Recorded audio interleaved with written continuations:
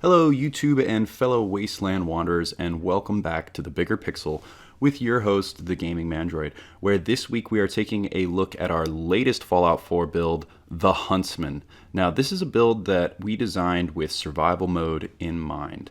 Now, I do need to kind of note an important caveat. We did design this literally just a few days before some of the new details of the revamped, reworked survival mode were announced. So, we have a video that we put out under Fallout 4 News that kind of goes over all of these announcements that Bethesda made amongst their announcements of some of their DLC details involving a revamped survival mode with new challenges. Now, this build did not necessarily take all of those challenges in mind, so it is designed for survival mode for the current survival mode. The kind of roleplay is that it's a character that lives off of the land and is self-sufficient. Now, stay tuned, of course, to the Bigger Pixel, and once we get a little bit closer to that new survival mode releasing, we will no doubt be releasing a build that is designed to face those specific challenges.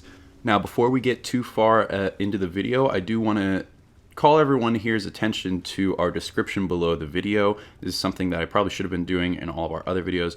If you check below in the description, you will be able to find our full perk list for this build, all of the starting stats, as well as a lot of useful timestamps throughout the video to find certain things, and just a lot of great information, and links, of course, to our Facebook page, Twitter page, all that, of course, as well.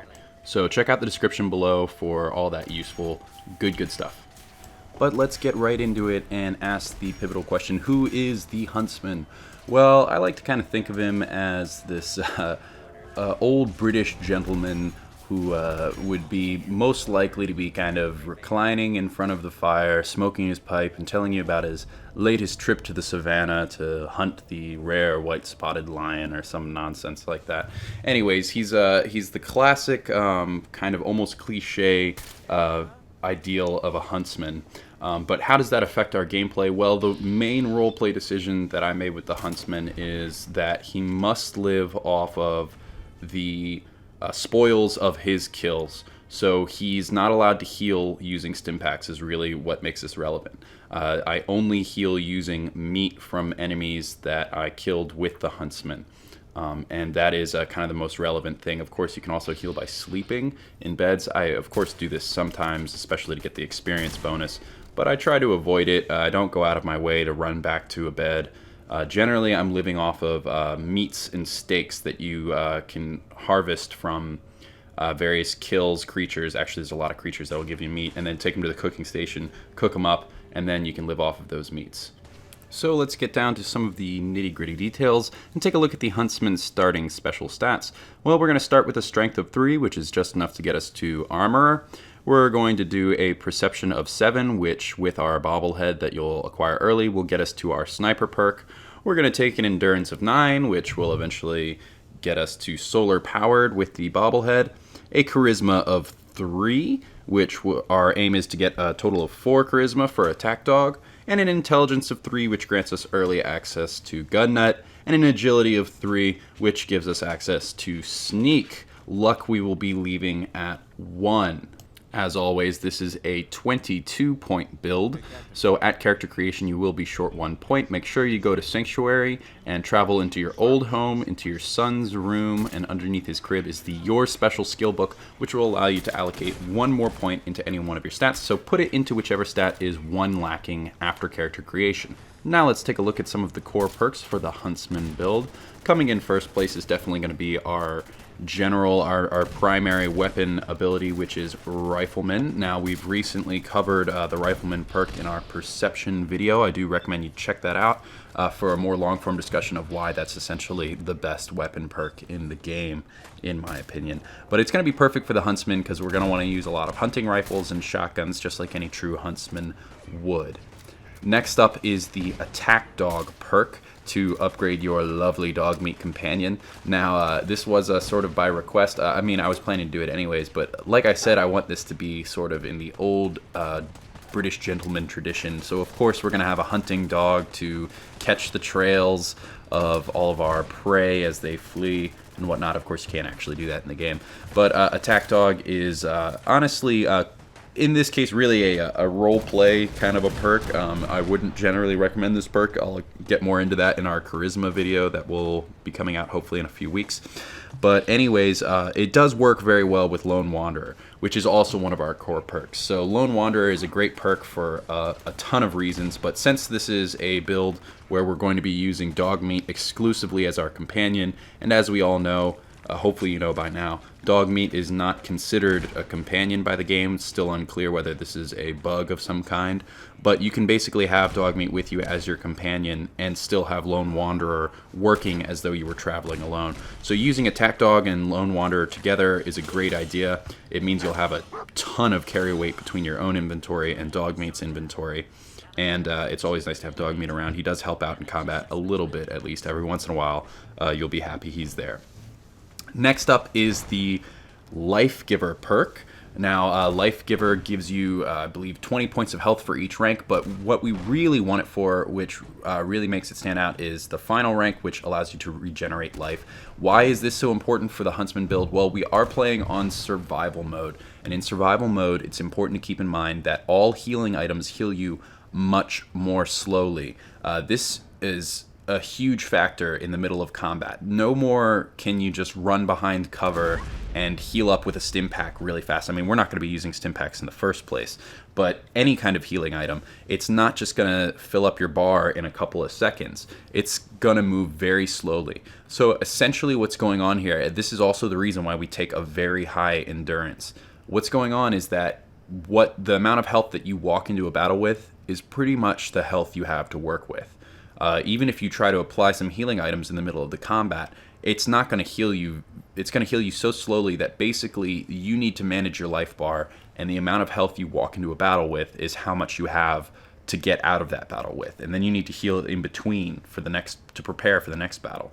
So increasing your maximum health is really key and useful in survival mode, which is why we're going to take Lifegiver. Plus, it's going to be great. Our health is going to regenerate on its own once we get that third rank, which is an awesome effect. So the final perk that I'll say here for our core perks is Cannibal. Now, I am kind of shocked to find this is the first time I've ever even really considered the Cannibal perk, and I was just going to kind of do it for roleplay reasons. As I said earlier, the Huntsman is only allowed to heal himself off of the spoils of his kills, and that does not limit itself just to the steaks that you might be able to take to the cooking station or something like that.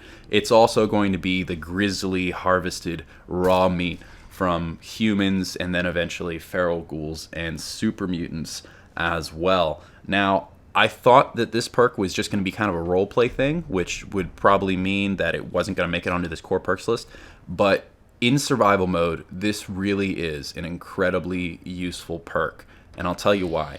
It's because eating one of these corpses heals you instantaneously.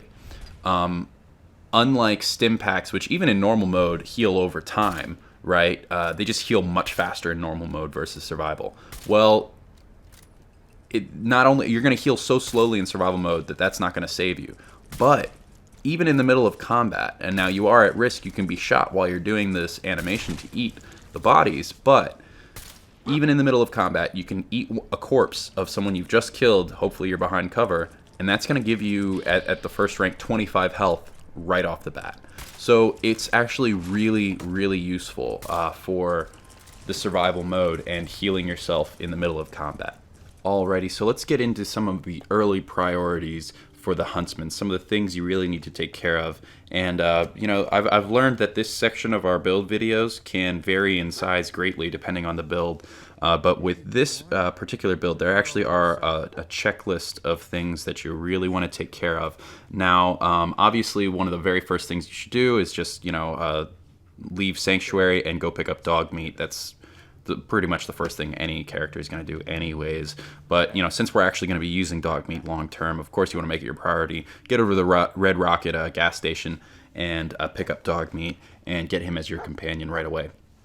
But after that, what you want to do is you definitely want to go to Concord really soon and get the Perception Bobblehead. You might want to do it right away, but I would actually recommend you maybe wait like 1 second.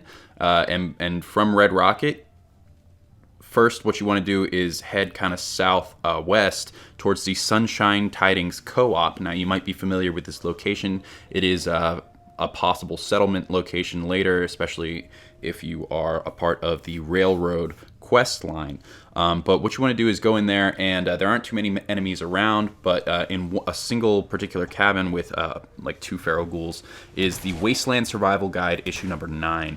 This is an absolutely critical magazine for the Huntsman to pick up. What it does is it allows you to take twice as much meat from killed enemies that yield meat from prey.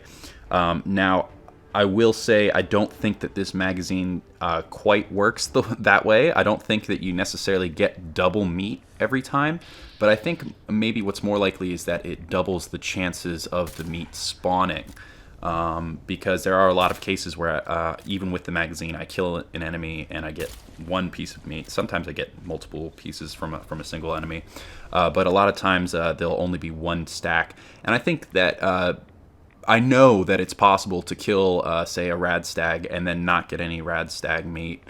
So I think maybe the magazine is better phrased as doubles your chances of a meat spawning on one of these preys. But obviously, this is going to be incredibly useful to us. Like I said, as part of our roleplay, we're not using any stim packs. We're only living off of our earned meats that we will be hunting down, collecting, and then taking to the cooking stations to make into actually pretty good healing items, honestly. The only headache of this whole process is that they do weigh a considerable amount, and whereas stim packs weigh nothing. So you're probably not used to having to deal with that, but you can get by just fine, actually. Honestly, with the advent of this magazine, I thought it was going to be a lot harder to accrue a good stockpile of meats and not have to worry about surviving. It's actually not that hard. There's a lot of creatures that offer meats once you beat them. You know, mirelurks, blood bugs, rad brooches, rad stags, Brahmin.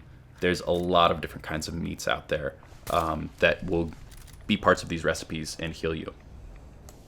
After you've acquired this magazine, it is pretty crucial. Definitely, obviously keep an eye out for anything that you can hunt along the way, but make your way back to Concord and definitely go get that perception bobblehead. Obviously any character should be doing this first quest and getting the perception bobblehead, but it is kind of important for us because we want our sniper perk, so make sure you don't pass that up. Next up after that is sort of an ongoing kind of mission that you want to keep in mind, which is your goal to create a farm at Sanctuary or whatever your settlement location of choice, is to create a farm to make yourself self-sufficient, which is part of our role play, as I said. Now, everything I'm about to cover is really useful, and this build was the first time that I decided to actually go through and do it. I really don't like to mess around with settlement stuff personally, so I rarely do it, even though I knew that this was an option all along. This is the first time I did it. But just so you know, this advice that I'm about to give you about the farming is totally applicable to absolutely any build, not just to the Huntsman build. I'm including it in our Huntsman build here for roleplay reasons. Like I said, I want him to be a self-sufficient, living off the land type of guy. But what you really want to do is make your way to a place called Greygarden. It's a farm that is tended by robots. For some reason, in most farms, in virtually any farm that I've seen in Fallout 4, it is not considered a crime for you to harvest the crops that are there. Which I think to me should obviously be considered stealing. But anyways, go there and they will have all the crops you need. The crops you need are corn, mutfruit, tatos, and you're going to need purified water. These are the 3 most important things. Now, there are some cooking recipes that use razor grain, so I recommend you take razor grain as well. But like I said, for absolutely any character, this is great advice. Make sure you create large crops in fields of corn, tatos, mutfruits, right? Then make a bunch of water purifiers, industrial water purifiers, and put them in your nearest water source. And what you're going to be doing, essentially, is you're going to be making yourself self-sufficient to craft vegetable starch. And for each vegetable starch, what it requires is 1 purified water. I think it might be 2 purified waters, I'm sorry. 3 corns, 3 mutfruits, and 3 tatos, right? And that's going to give you 1 vegetable starch. And 1 vegetable starch gives you 5 adhesive. Guys, adhesive is such a valuable commodity. It's not that rare. That's not necessarily the case. But it's very valuable because it's the number one, most common crafting component in the game. Now we use, for example, Demolition Expert in this build, and we want to be able to craft our own grenades. Well, guess what? Every grenade requires adhesive. Now, the adhesive demand is already high enough when you're just considering, trying to get those nice mods for your armor and for your guns, which we do take armor and gun nut. But when you're doing something that's kind of an ongoing crafting process, like Demolition Expert, I mean, sure, you might make 5 grenades, but after you've thrown those 5 grenades, you want to make another 5. So this is like almost a constant drain on your adhesive supply. This is a great way to make yourself self-sufficient and have a lot of adhesive. So what you want to do is set up this farm, get a couple of followers, 2 that are really easy to pick up. You're probably going to need more than the people just from Concord who moved there.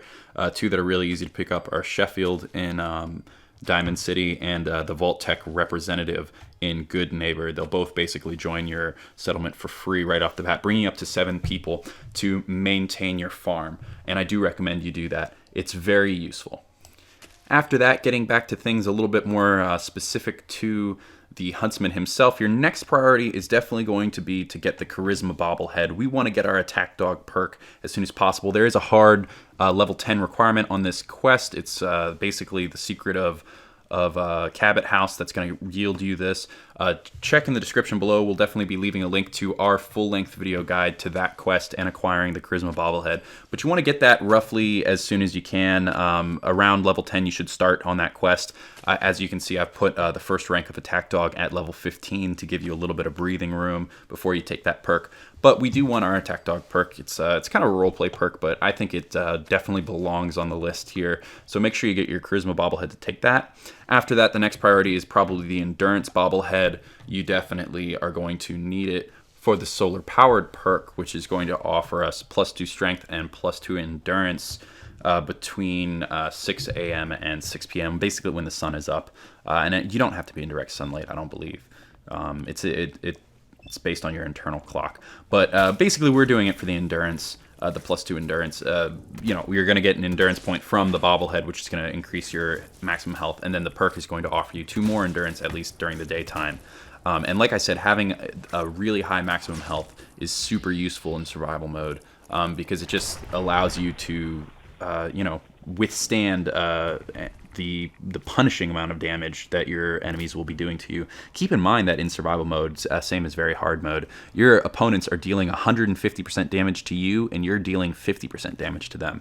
So, you need a lot of health, and you can't heal in between. So the more health, the better. After that, you're definitely going to want to acquire the Agility Bobblehead. Now, we need 4 agility to get our Sandman perk. Now, we're not taking Sandman 1 until level 35. So you have plenty of time to do this, but it is one of your priorities. You want to make sure you get it taken care of. And what are we using the Sandman perk for? Well, I didn't want to make this build into too much of a stealth-focused build, but as you can see, we do use a little bit of sneak, and it just behooves you when using Rifleman and using hunting rifle. Obviously, it's really useful to get those sneak attacks on the head from far away. Now, this build is not focused on the whole sneak approach, which is why I didn't go out of my way. I strongly considered it. I was on the fence, but I decided not to go out of my way to increase agility and try to get ninja.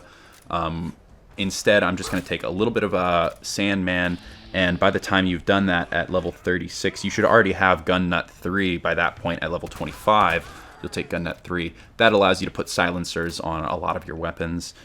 So you'll get a little bit extra sneak attack damage with Sandman starting at that point, which does help you out once you're dealing with higher level enemies at that point. You're probably hoping to pump your damage output a little bit at that point. Now that just about does it for our early priorities for the Huntsman. Now there is one other magazine I'd say you should probably get, the Wasteland Survival Guide #1. This is found on the wreck of the USS Riptide. This is a pretty common location. You'll probably pass by it anyways on your way to Diamond City. It's just a bit northwest of Diamond City, right by this bridge that takes you into the mainland of the city there. And what this does is it gives you plus 50% health gain from eating fruits and vegetables. Now, this works with the roleplay pretty well, but I'll be honest, I don't think I actually needed it very much. Like I said, there was a much larger abundance of the meats than I had initially expected when I planned out this build. So I don't know if I ever really needed to just eat like plain tatos or something like that to heal myself. But hey, like I said, you have the farm, and that's part of our roleplay is to live off the land. So and honestly, you're likely to be passing by this location anyway. So just grab that magazine if you happen to be by there, and that'll offer you yet another alternative if you run out of meats. And on the topic of meats, I do just want to say that there's a lot of surprisingly good stuff out there. Now, some of the standouts, like I said, you can get meat like almost anywhere, but some of it is just going to offer you kind of small amounts of healing. For example, grilled rad roach meat, 40 points of health. That's not getting you very far. But of course, when you find a rad roach, it's going to come with like 5 other rad roaches. And with that magazine, that might give you 10 rad roach meat. And that might give you, I believe, 3 of these grilled rad roaches. So that's 120 health. And all you had to do was kill some rad roaches. And it's not like you have to go out of your way to find those.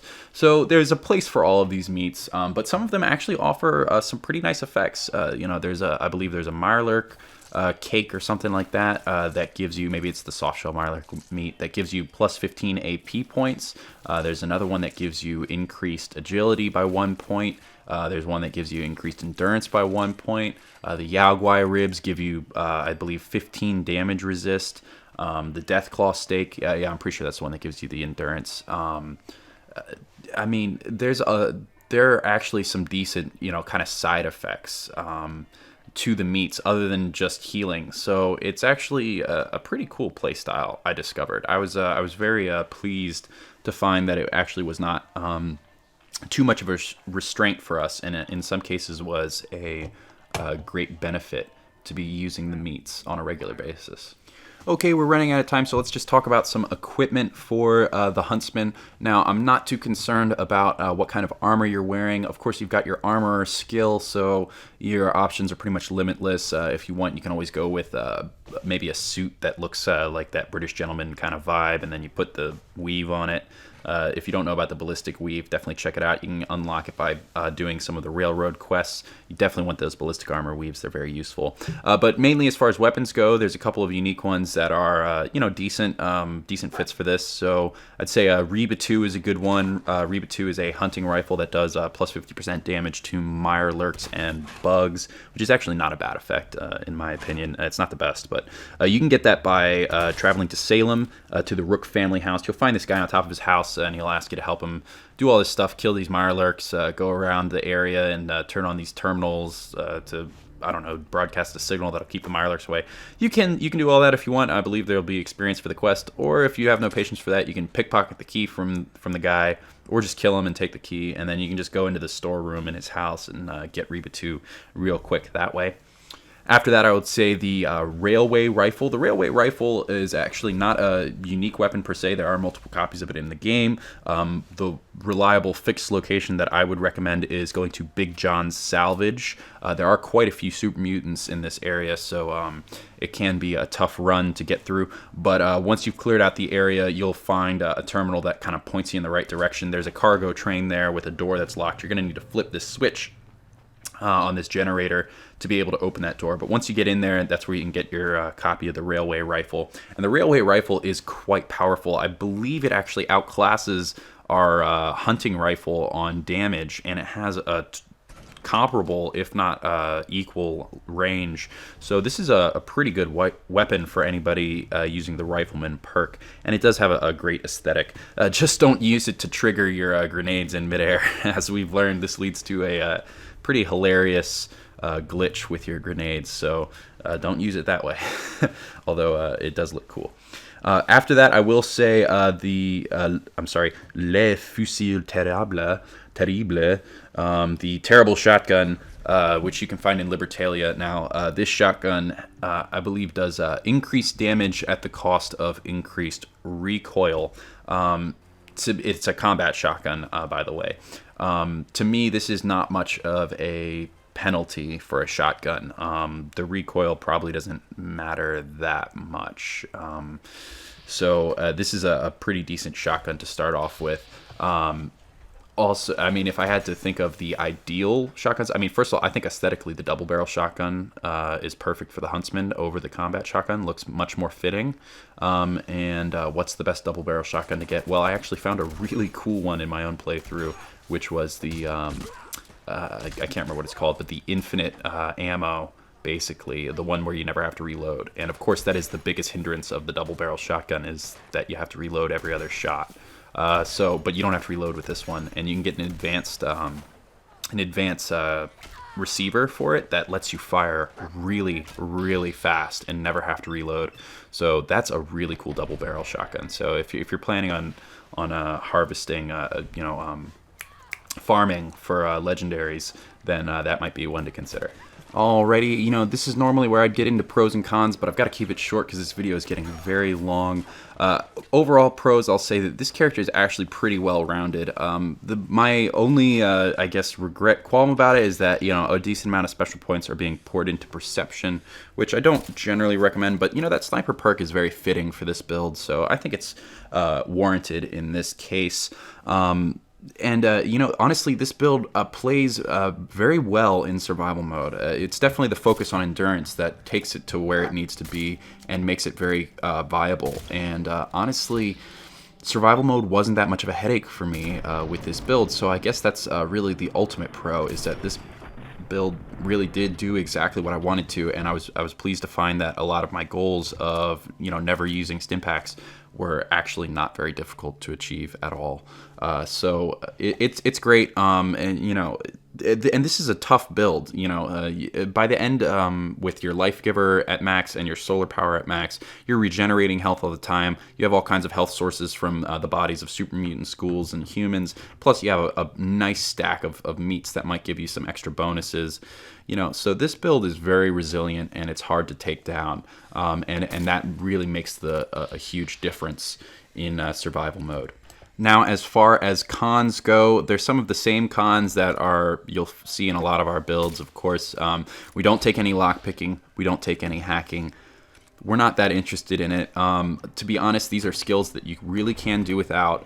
If you needed to, for maybe a particular door or something, you can always get Kate for picking locks, or Nick for hacking terminals. If you need to do that, you can. Of course, it's going to interfere with your lone wanderer. So we bypass these. Trust me, if you've never played without lock picking or hacking, trust me, it's not as hard as you think. You can get by and just pass those doors up, and it really doesn't cost you that much.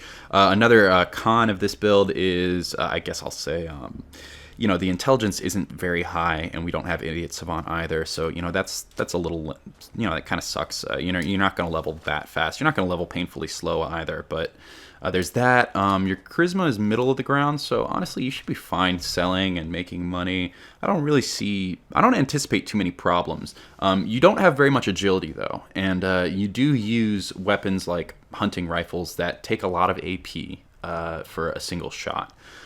So, that's one thing to keep in mind.